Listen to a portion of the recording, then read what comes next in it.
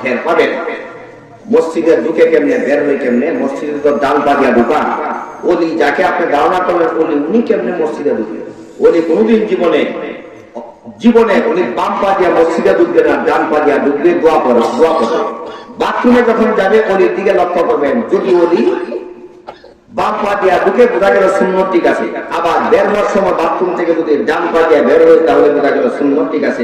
এইভাবে প্রতিটি কদমে কদমে যদি অলিকে ফলো করে, আর যদি সুন্নতের বিপরীত কোনো কাজ না পান, তাই আপনি সাক্ষী দিতে পারেন লোকটা আল্লাহ আল্লাহ সুবহানাল্লাহ বলেন।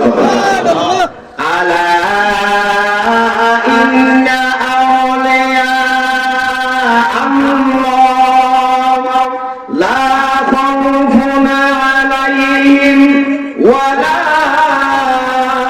হুম ইয়াহজানুন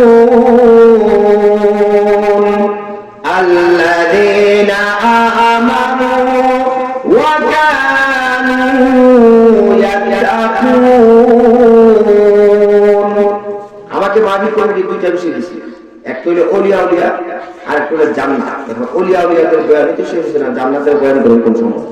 আমার ভাইজান আসুন, ওলির বেলায়েতের দরজা যখন হাসিল হয়ে যাবে, তখন আল্লাহ রাব্বুল আলামিন বিনা হিসাবে ওলিদেরকে জান্নাতে আনবেন। আর জোরে সুবহানাল্লাহ। আমার ভাই কিতাবে আছে, আল্লাহ পাক রব্বুল আলামিনের ওলি ছিলেন গাউসুল আযম মুহইয়ুস আব্দুল কাদের জিলানী রাহমাতুল্লাহি আলাইহি। এই আব্দুল কাদের জিলানী রাহমাতুল্লাহি আলাইহির ঘরে একবার সূরা মানিয়া বিদায় হয়ে গেল, সূরকে আর ধরতে পারল না। আব্দুল কাদের জিলানী রাহমাতুল্লাহি আলাইহি পায়ে ছিলেন খরম। আপনারা মুরব্বিরা খরম দেখছেন, আমরা দেখেছি, আমরা খরম ওয়ালা উস্তাদের কাছে পড়ছি। এই খরমটা কাটে তো আব্দুল কাদের জিলানী রাহমাতুল্লাহি আলাইহি খরম দিয়া দিলেন।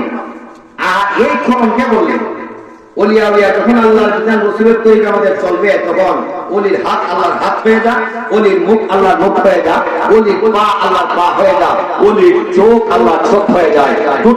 একসাথে সকলে বলেন আল্লাহু আকবার। আমার ভাই করম ছেড়ে দিল। করম যখন করম দিয়া ডিল মারলেন, করমটি আমার ভাই যেতে যেতে যেতে যেতে চুরকে করে ফেললো, আর চুরের গালে করম আঘাত করতে লাগলো। আমার ভাই ও ভাই চাইলে বামে পিছনে কোনো দিকে যেতে পারে না, করম পিটানো শুরু করে। যদি আব্দুল কাদের জিলানীর বাড়ি ভাগে যায়, চাইলে করমে আর মারে না। একসাথে দূরে দূরে বলেন আল্লাহু আকবার। আব্দুল কাদের জিলানী রাহমাতুল্লাহি আলাইহি বাড়ির দিকে গেলে করমে আর মারে না।